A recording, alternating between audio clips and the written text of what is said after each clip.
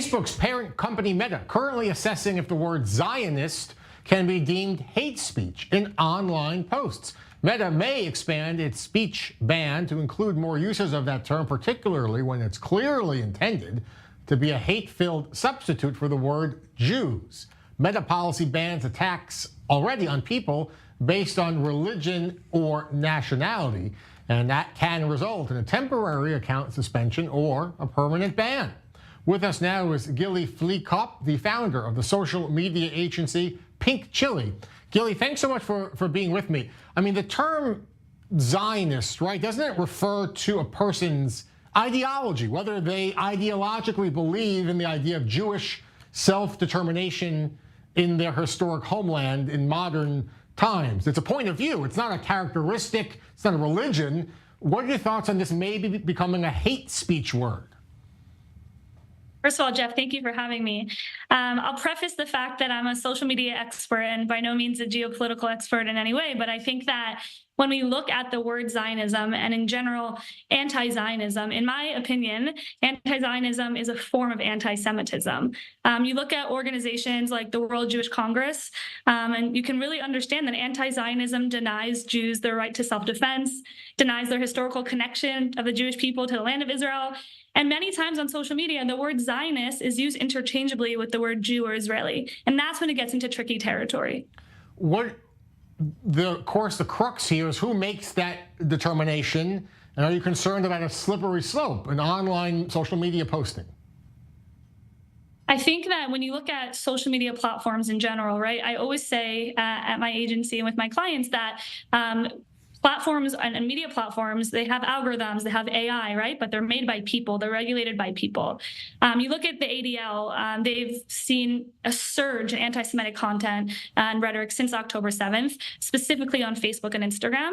And that we're seeing that company like Meta has only taken action on 23% of flagged posts that the ADL reported.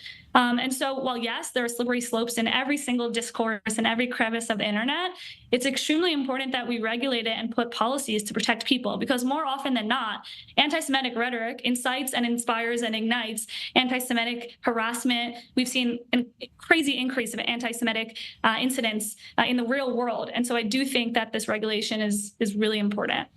You know, a few days ago, Facebook banning Iran's supreme leader because of his hate speech, differences in kind of policing hate speech and online posting from different social media companies. I mean, with Twitter, X, and now Facebook, Meta. Your thoughts on the decision to ban Iran's supreme leader? The controversy here, similar with Trump, I'd imagine that these are world leaders, these are state leaders. Isn't it important to hear what they have to say as they dictate policy for countries?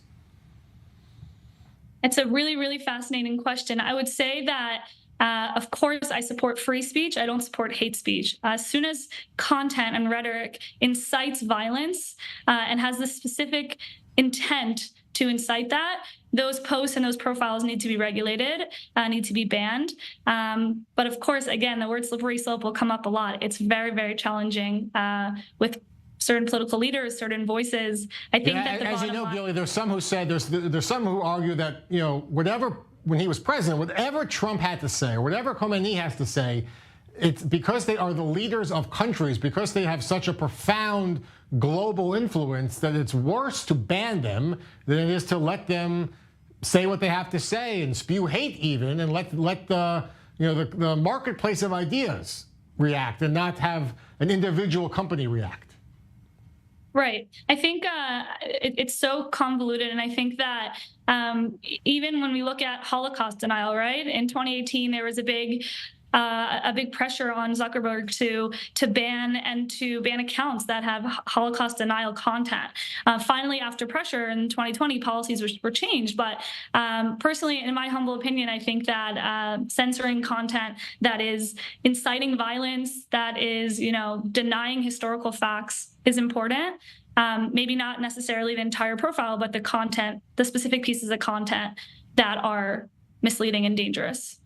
Gilly Fleekop with the Pink Chili social media agency. Thank you so much for being with us on I-24 News. Thank you for having me.